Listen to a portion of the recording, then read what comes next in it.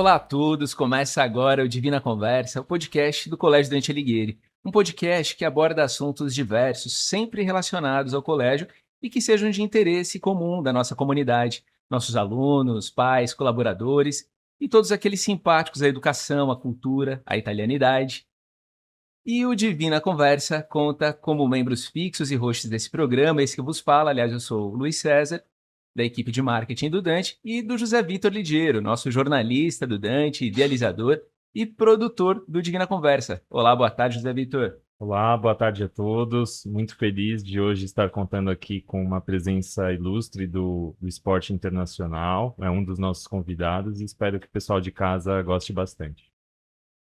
E capitaneando o áudio e a técnica, o nosso Lucas Leal, também do marketing, o Edson Silva e o Christian Moraes, ambos da equipe de audiovisual do colégio. E nesse episódio nós falaremos sobre uma parceria firmada pelo Dante com o treinador dinamarquês de handball, Morten Solbach, e também sobre a Copa Morten Solbach, a qual o Dante inclusive sediou o lançamento no último dia 7 de março agora. E para tanto, nós teremos um bate-papo especial com o nosso coordenador do Departamento de Esportes e técnico de handball do Dante, o João Rafael Ranieri, professor João Rafael, e com o próprio treinador Morten Solbach, que, entre outros feitos, foi campeão mundial à frente da seleção feminina de handball em 2013. Desde já, a gente pede para vocês que não se esqueçam de curtir, de comentar, de compartilhar esse vídeo com seus amigos e família. O nosso Spotify é o Colégio Dante, o YouTube é o Colégio Dante Alighieri, e você encontra todas as plataformas no nosso site www.colegiodante.com.br. Cumprimentando então nossos convidados. Seja muito bem-vindo. Olá, Morten, tudo bom? Muito boa tarde, muito obrigado pelo convite. Tudo bem. Nós que agradecemos. Olá, professor João Rafael, seja bem-vindo. Eu que agradeço, boa tarde a todos e espero aí ter um bate-papo aí sobre esporte e handball. Isso aí. Então eu peço que o José Vitor faça as honras, fique à vontade para dar início ao nosso bate-papo com nossos ilustres convidados. Bom, primeiro eu queria perguntar para o Morten, que ele contasse para o pessoal de casa um pouco da sua trajetória, Morten. Como que foi sua carreira, como você construiu sua carreira como treinador na Dinamarca, como que você veio parar aqui no Brasil e contar um pouquinho para a gente como que você conheceu o João Rafael, como você chegou aqui no Dante. Bom, obrigado pela pergunta. A resposta vai demorar alguns dias. Mas, bom, eu sempre tenho, desde pequeno, uma paixão pelo Brasil, mas começa, grande surpresa, pelo futebol. Então, o meu pai me falou sobre o senhor Edson Arantes do Nascimento, e, obviamente, o Pelé virou meu herói, bem jovem, mas na época eu sou velho. Não tem como que hoje tem jogo de futebol na televisão, como se quiser, e muito menos na Dinamarca. Mas foi seguir, e a minha primeira assim, trabalho na leitura dinamarquês foi um negócio sobre Pelé. E lá com, sei lá, 13, 14 anos, era um sonho um dia, talvez, conseguir de conhecer o país dele. Obviamente, o maior de conhecer ele pessoalmente. Esse sonho foi realizado em 2009, em Copenhague, na Dinamarca. Então, isso se casou de uma forma ou outra. Agora, o handball entrou bem cedo, igualmente como aqui no Brasil, que a maioria das crianças encontra o esporte pela escola, mas mesmo na Dinamarca, os países nórdicos, é pelo clubes, e não como aqui. Mas no meu caso, foi na escola, mesmo que não tem time, não tivemos, mas você pratica mais pelos clubes. Mas tudo bem. Então, eu joguei muito handball, muito futebol, como criança, como adolescente. Eu me formei, que também é um pouco diferente do que aqui, mas vamos falar o resto do mundo. Os países nórdicos têm um sistema um pouco mais diferente. Então, eu morei numa escola de esporte, onde você podia escolher as modalidades que você queria se formar. E eu me formei como técnico de futebol e como handebol pela Confederação de Futebol da Dinamarca, como a Confederação de Handebol. E quando eu comecei a estudar como professor, eu, como qualquer outro estudante, estava precisando de um dinheiro para sobreviver. Uhum. Então, eu consegui um emprego como técnico de handebol. Podia ser futebol, mas de uma forma ou outra caiu com handebol. E ficou assim até hoje. E a minha relação com o Brasil, um amigo meu me chamou muito tempo atrás, bem antes que vocês nasceram, na verdade. Então, em 95, eu pisei aqui para trabalhar com um time pelo meu amigo Eduardo Macedo, que ele fez um equipe dele, adulto, masculino. E eu também trabalhei no mesmo tempo na Faculdade de Santa Casa, Medicina. Uhum. Mas aí fiquei um ano, fiquei muito feliz. Nunca vou esquecer esse ano que eu tive aqui, primeira, vamos falar, experiência de morar fora da Dinamarca por tanto tempo. Já morei nos Estados Unidos, mas foi a primeira vez, assim, de tanto tempo. E aí, o Eduardo Macedo, ele mudou para ser presidente não, diretor de handebol no Esporte Pinheiros. E me chamou de novo em 2005. Eu estava com a seleção juvenil masculino, estava no FC Copenhague, que na verdade é um clube de futebol, mas também tem handebol. E ele é um projeto muito novo. Também trabalhei na televisão como comentarista, mas esse desafio de voltar para o Brasil era assim, vamos falar, se eu não faço agora, nunca vai ter essa oportunidade. Então, eu pensei, eu vou lá fazer talvez 1 ano, 2 anos, eu volto para a Dinamarca. Até hoje, não consegui voltar. Então, eu estou aqui no Brasil um pouco mais de 20 anos agora. Desde 2005. Certo. E com o João, nós encontramos até várias vezes, mas fiz alguns cursos e aí começou uma amizade lá, uma conexão maior ainda. E agora Legal. nós estamos, assim, caçando um projeto bem grande. Então, tem que agradecer ao João, ao Dante, presidente Parinha, pelo caminho que está mostrando para mim por anos. E agora vamos tentar, assim, implementar e fazer um novo projeto, uma Copa Morten Salva. Legal. Água. Boa. Eu conheço, se eu puder complementar, Claro, por favor. Claro. eu conheço o Morten desde praticamente 2012, né? Num curso que eu fui fazer lá em Mojimirim. E a partir disso, fui acompanhando a trajetória dele, fazendo cursos durante os anos que se passaram. E a gente foi estreitando nossa amizade até surgir a parceria no ano passado com a metodologia que ele desenvolveu. E aí o colégio fazia parte do programa. Uhum. E aí a gente conseguiu ter o contato mais próximo, né? O Morten realizou as clínicas aqui no colégio, que a gente vai falar mais para frente, né? Sim. E a partir disso a gente teve um contato mais próximo e hoje não vou nem falar como técnico de handebol, mas como coordenador de esporte. Para nós, né, ter um nome como o do Morten ligado a uma modalidade do colégio é muito importante, dá credibilidade para a modalidade, os alunos têm confiança no trabalho que a gente faz. Então, assim, para o departamento e para o colégio, é muito bom ter uma pessoa com o nome do Morten ligado com o colégio e o departamento.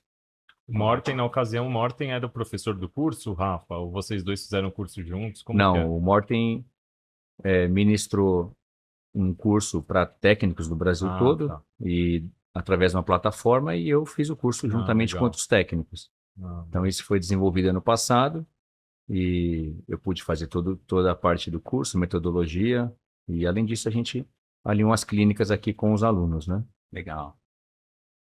Então, já até aprofundando, então, como é que é a parceria com o Dante aplicando a metodologia nórdica de handball? E como é que foi realizar essas clínicas com os alunos do Dante? É só contextualizando a pergunta do Luiz, as clínicas começaram em 2022, né? Foi final de 2022, acho que foi a primeira visita, a primeira clínica que o Morten aplicou aqui no colégio, e aí aconteceram até o ano passado, né? Até Isso. 2025, A é gente isso, né? geralmente, né, Marta, faz uma clínica por ano e a gente pega um dia de treinamento dos alunos, né, masculino e feminino, e o Morten vem realizar uma clínica, um treinamento com eles, e é o momento esperado pelos alunos, né? Uhum.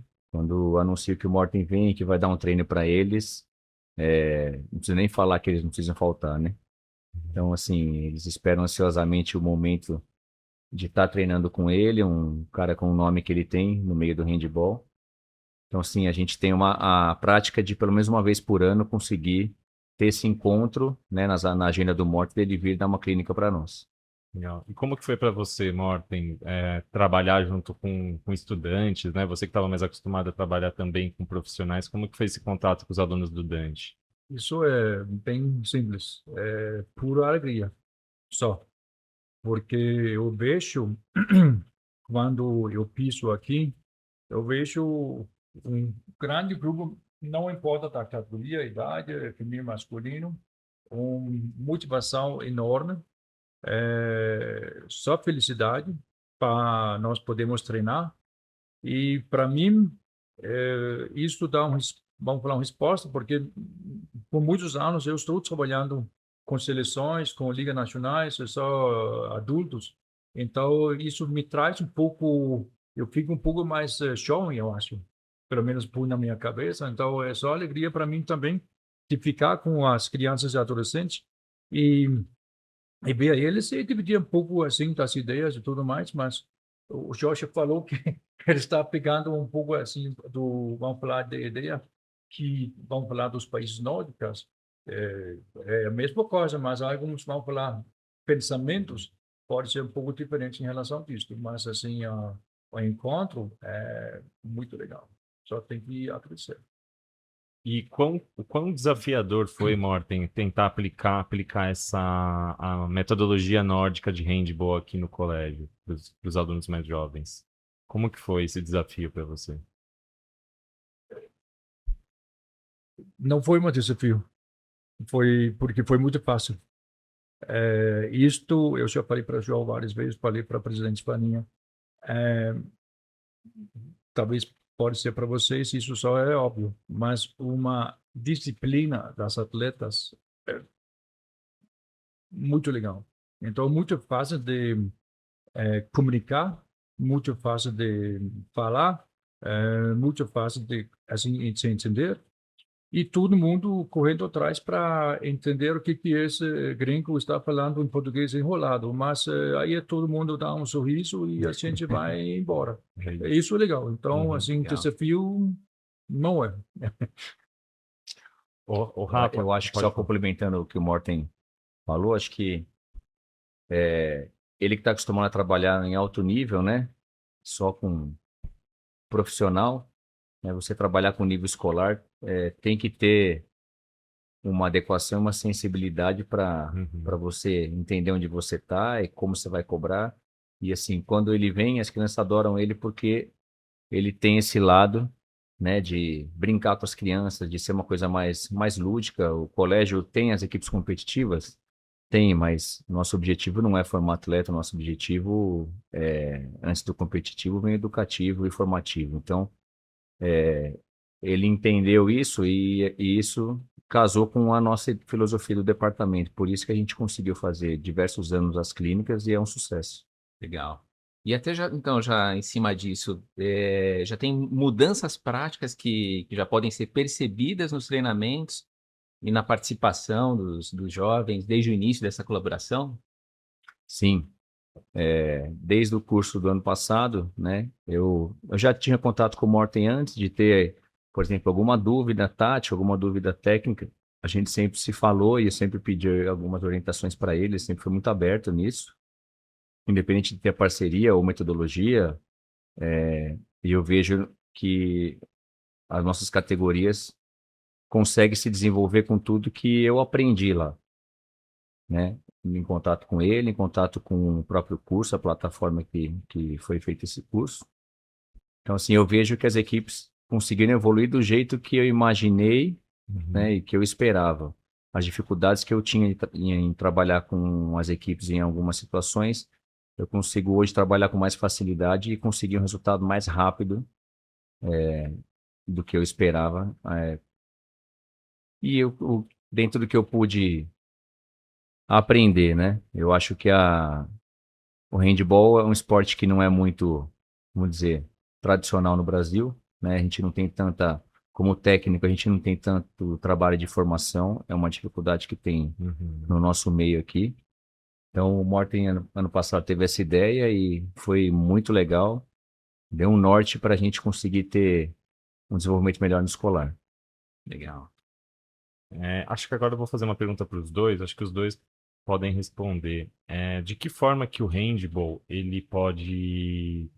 quais são os benefícios que o handball pode ter na formação esportiva e humana desses estudantes? Fala, amor. Eu acho que ele pode ter muitos benefícios, mas muitos mesmo.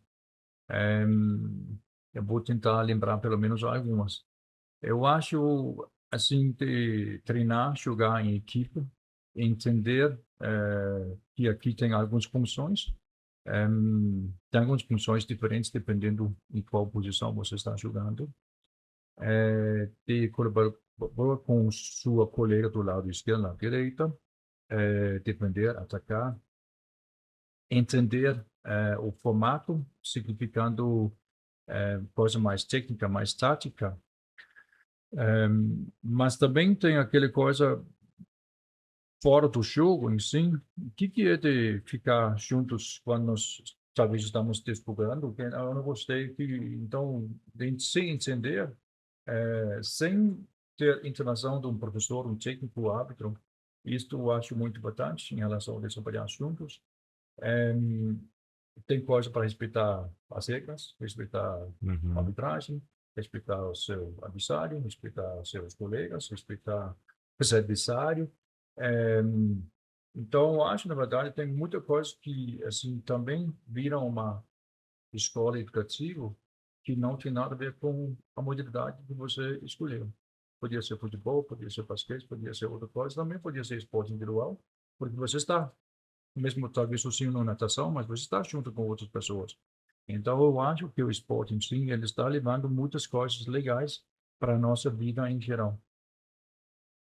Eu acho que diante do mundo que a gente tem hoje, né? Muita tela, muita parte digital, acho que o esporte, tirando a questão do handball, né? Acho que o esporte em geral, o Morten foi muito bem na fala dele, o esporte traz tudo isso, né? De desenvolvimento. Parte social, parte de grupo, parte de responsabilidade, de autonomia, de hierarquia.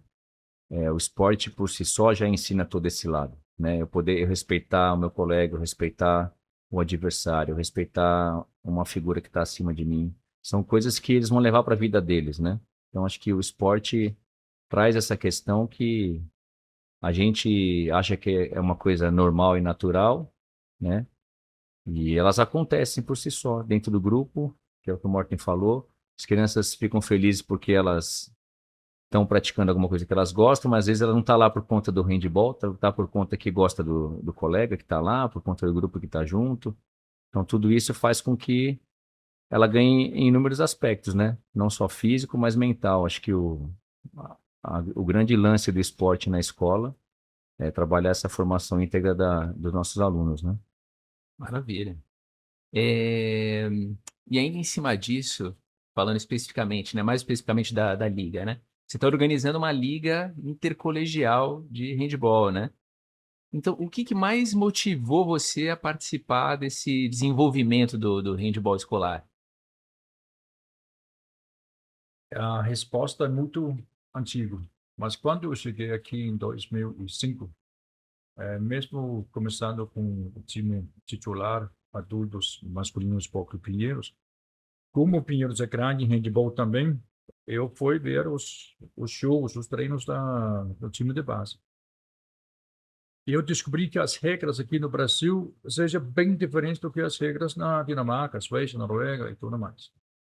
E Eu não estou falando o que seja melhor ou pior, não acho nada ruim, nenhum dos lados. Mas mesmo assim, eu comecei assim pensar quando eu cheguei mais para frente com o meu time de adulto.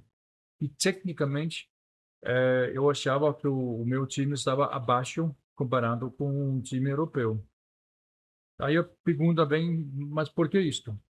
Ah, talvez a gente não vai saber a resposta, mas eu acredito que tem a ver da maneira que a gente ensina o handebol aqui no Brasil.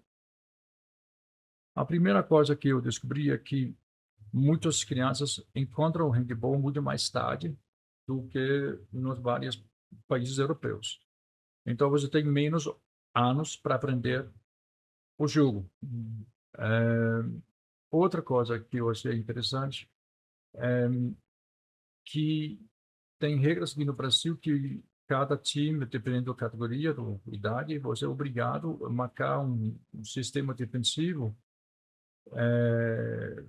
Eu pensei, isto está estranho, porque as crianças aqui no Brasil teve menos tempo para aprender o handebol, mas agora tem que aprender vários sistemas diferentes.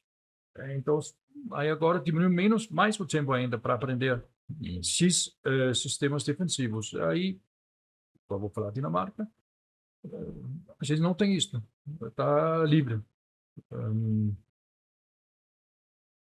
E aí eu pensei, talvez aí que a gente vai entender por que os números assim de erros, se a gente podemos falar assim, tecnicamente, era tão alto.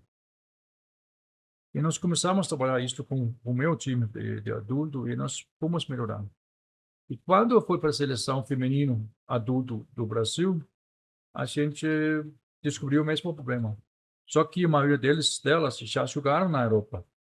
Então não dá para vamos começar a culpar alguma coisa aqui tanto tempo atrás. E a gente realmente levou isso muito sério no time, na seleção, e a gente realmente começou a contar o que nós podíamos fazer em relação para diminuir. Porque a gente não quis perder um jogo porque eu tecnicamente fiz um passe errado. Não é legal. Então, eu pensei, você vai ter uma oportunidade, um dia, e esse dia demorou 20 anos para implementar. Então, uma das ideias dessa Copa aqui é, primeiro, a inclusão, que gostaria que todo mundo joga, todas as crianças, independente se você é bom ou se é mais ou menos, talvez está ruim mesmo, mas você tem que pisar naquele quadra, e não 2 minutos, mas um tempo inteiro, no mínimo, para todo mundo ter a oportunidade de fazer parte, porque isso importa para caramba. E isto, talvez, é uma maneira de manter as crianças no esporte, na modalidade, por mais tempo, e não daqui 2 meses, 1 ano, 2 anos, não quero mais. Então, vai se manter na modalidade do esporte que está praticando. E outra coisa é que o asseguramento vai ser através, não tudo, mas várias regras, foi copiado da Confederação Dinamarca, e isso nós vamos oferecer dessa forma aqui. Então, praticamente não tem regra na defesa, tem uma só, que você não pode marcar individualmente, aqui a gente fala, não pode marcar misto, é isso mesmo. É bem simples, vamos supor que nós temos uma Ronaldinho Gaúcho de 12 anos e já mostra que é um craque. Então eu não quero que ele faz gol, então eu vou lá e marcar ele. Daqui 6 jogos, o Ronaldinho Gaúcho de 12 anos não acha legal jogar handebol, porque cada jogo está marcado. Sim. Vai largar handebol. E o país perdeu um Ronaldinho Gaúcho. Então, por isso seja proibido. Não pode. Mas pode fazer qualquer outra coisa. Boa. Eu acho que grande questão do escolar também é essa cobrança, né? Então, assim, independente da modalidade, eu como coordenador vejo jogos de voleibol, de futsal, de basquete, e nas próprias equipes que eu dirijo, a cobrança que os técnicos querem fazer com as suas equipes não condiz com o nível escolar, né? Então, o fato que o Morten falou das crianças se divertirem na quadra, elas terem um tempo para fazer o que elas gostam, elas estão ali por diversão, ninguém obrigou elas a estarem ali, né? Sim. Elas querem representar a escola porque elas gostam de estar ali, é um jogo que elas aprenderam e querem jogar. E aí vira essa cobrança excessiva para o resultado, e isso vem não só dos técnicos, mas vem também de filosofia de direção, né, de cada colégio. E a gente aqui no colégio tem uma filosofia que o resultado é a última coisa que a gente quer. Então isso eu achei muito legal o que o Morten propôs na Copa, né, porque é inclusivo, a gente consegue dar oportunidade para todo mundo, independente de resultado, né? O resultado vem como consequência do seu trabalho. E se ele acontecer, muito legal. Se ele não acontecer, não aconteceu. Faz parte da vida, né? A Isso. derrota faz parte para a gente Uhum. ensinar para os alunos também que eles vão perder, que eles têm que aprender a se frustrar, que eles têm que aprender a tentar melhorar o que eles não estão bem. Então, acho que isso é um ponto muito legal, porque alguns técnicos acabam restringindo o seu próprio grupo e levando somente os atletas que eles acham que são os melhores para ganhar aquele Uhum. jogo. Mas e os outros que você não convocou e não levou porque não tem um nível técnico tão bom? O que você está fazendo por eles, né? Na Uhum. vida deles. Um torneio inclusivo, Então, né? assim, essa ideia que o Morten teve de todo mundo jogar um tempo, de ser Uhum. participativo, eu acho que isso casa também muito com a nossa filosofia aqui na escola, né? Por isso que a gente tem o número de alunos e atletas que a gente tem hoje, né? Praticante no Dante, que fazendo esporte com a gente tem mais de 1.000 alunos, né? Uau. Só para a gente entender um pouquinho do formato da Copa, quem que vai disputar essa Copa, quais equipes, quando que ela vai ser realizada, onde também ela vai ser disputada? Bom, nós começamos com a categoria de sub-10 até Ah, sub-18.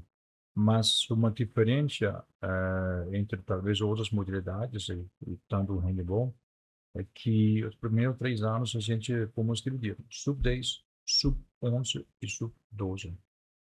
Depois disto, pula 2 anos. Aí vem sub-14, sub-16, sub-18.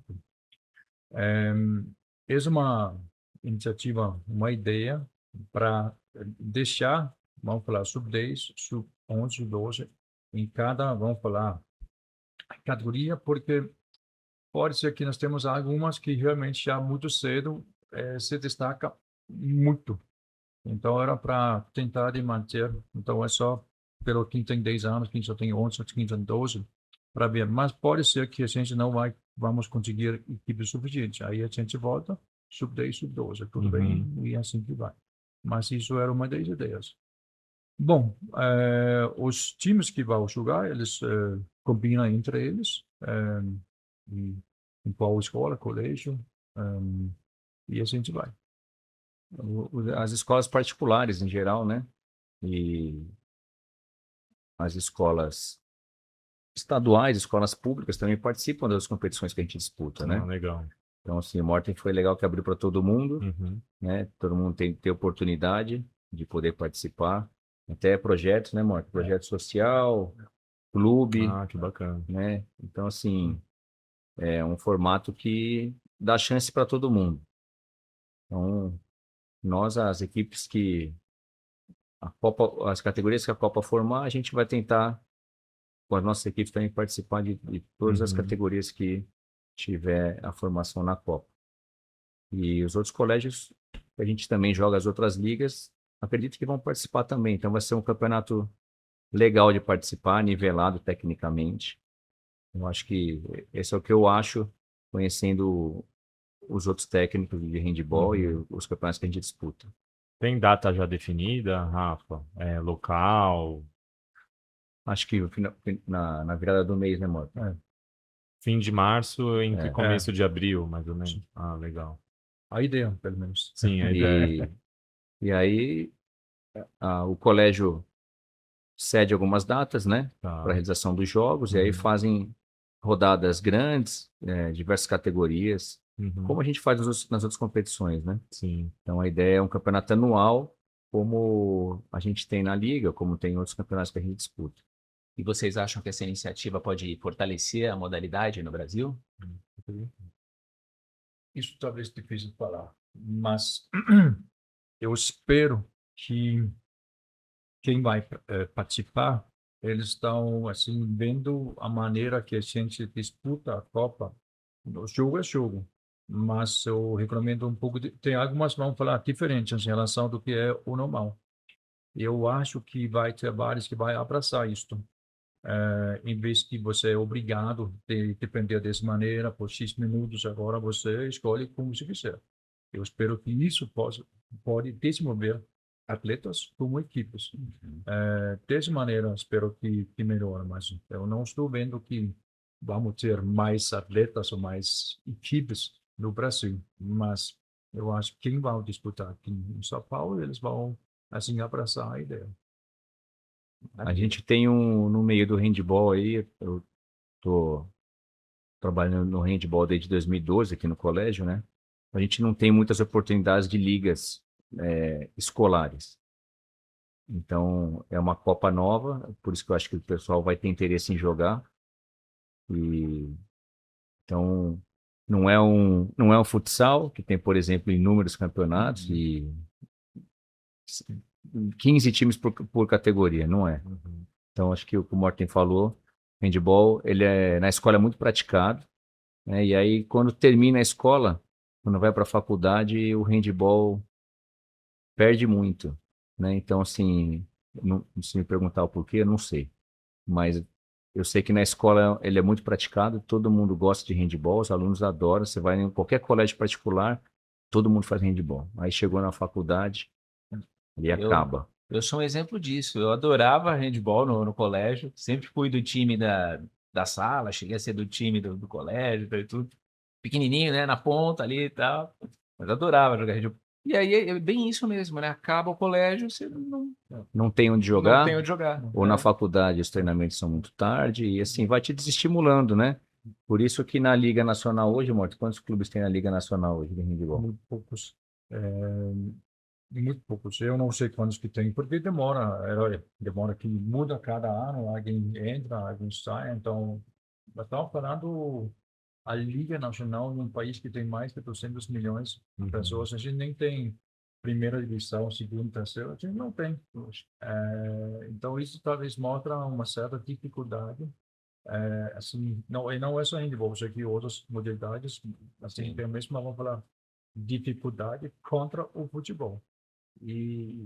Mas eu acho, assim, não é um jogo contra o futebol. Futebol é uma divisão, nem se joga lá. É uma maneira como que outros esportes podem ser mais divulgados, mais, não é que não está praticado, mas como a gente consegue, assim, ajudar os atletas de basquete, de handebol, o que seja, para que abre mais oportunidade, porque eu sei que existe, mas muitos de vocês, talvez a um deles, que realmente gostaram, mas não teve para onde ir depois que saiu do colégio, o que seja.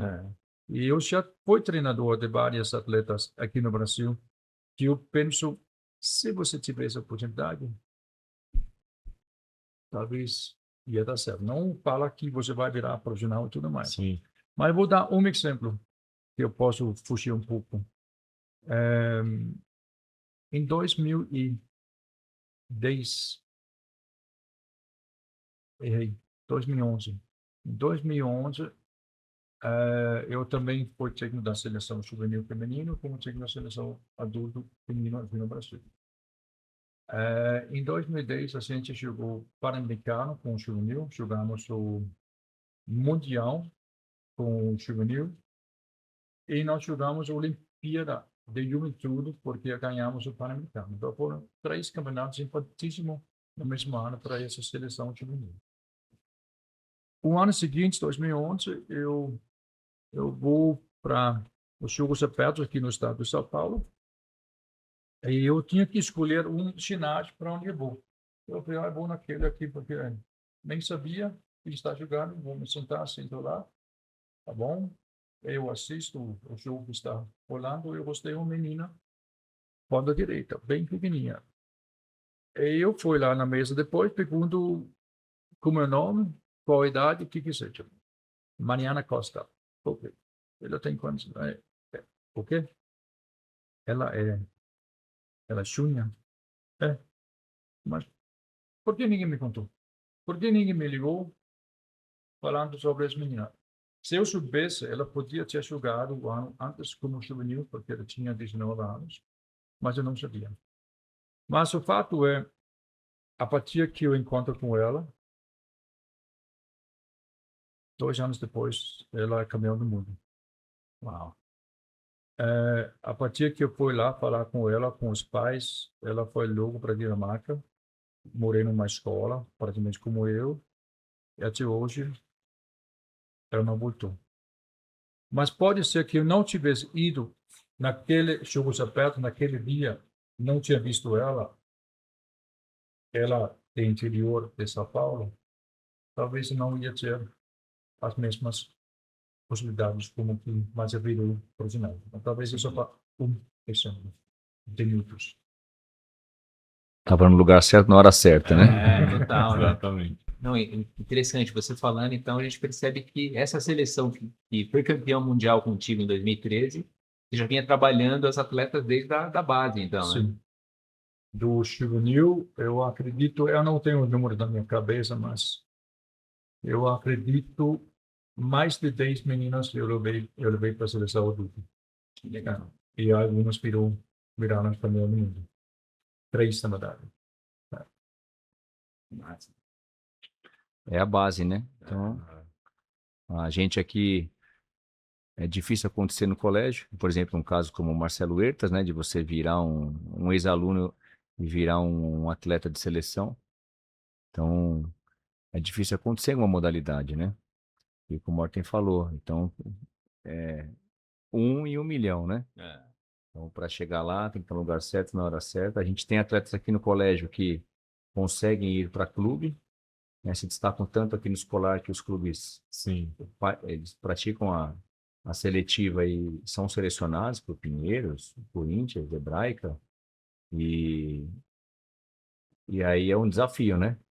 Então, assim, conciliar o estudo e tentar alguma coisa no esporte. Então, assim, são pouquíssimos que conseguem conciliar aqui os estudos no colégio e um treinamento fora para jogar por clube e tentar uma seleção que seja de base.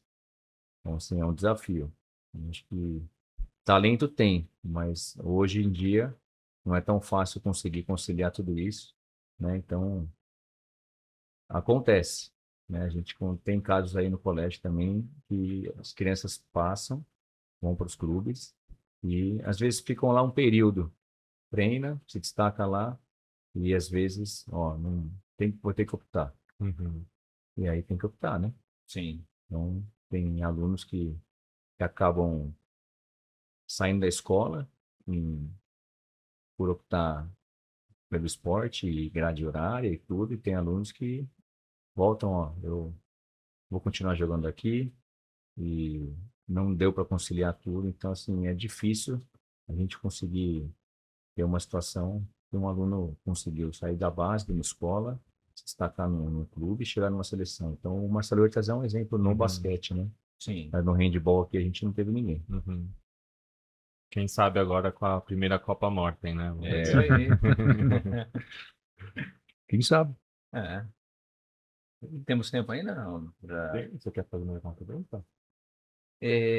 Não, a gente, né, inclusive pesquisando sobre você e tal, achou muito interessante o seu início ali e tal, né? Se você pudesse falar um pouquinho sobre a sua história na Cruz Vermelha e a sua atuação junto aos refugiados na Guerra Civil Iugoslava e tal. Sim. Logo depois eu me formei como professor na Dinamarca, tempo atrás.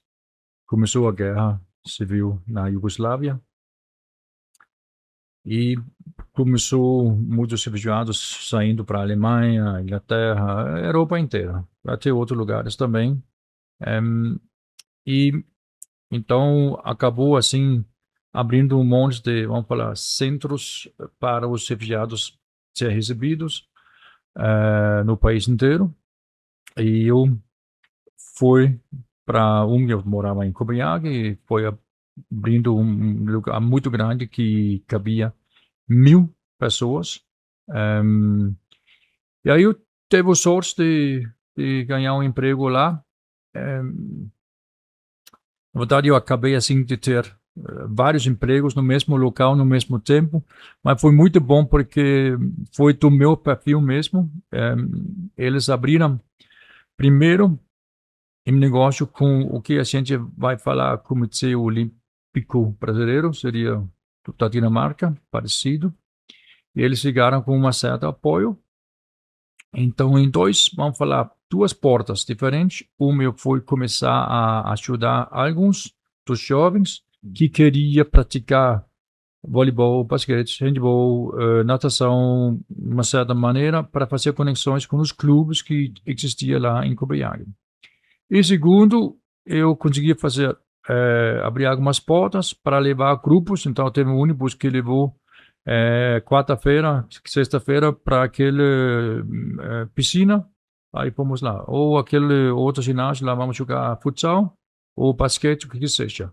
Então, eu levei assim, esse foi adolescentes, adultos, e no mesmo tempo, como eles não sabiam, isso não aconteceu no início, não sabiam, ia voltar para a Iugoslávia, ia parar a guerra, como seria abrir uma escola.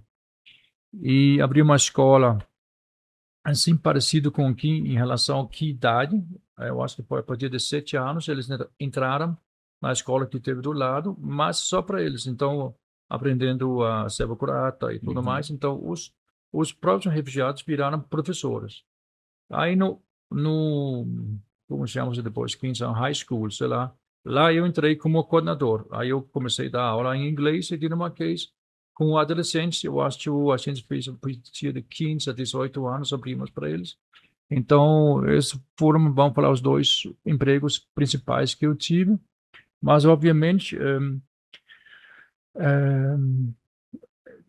era um desafio em vários sentidos, mas mais para os adultos que tinham visto coisas que perderam familiares e tudo mais. Os mais jovens foi talvez um pouco mais fácil de trabalhar. Não para adolescentes, mas as crianças mesmo, talvez um pouco mais fácil.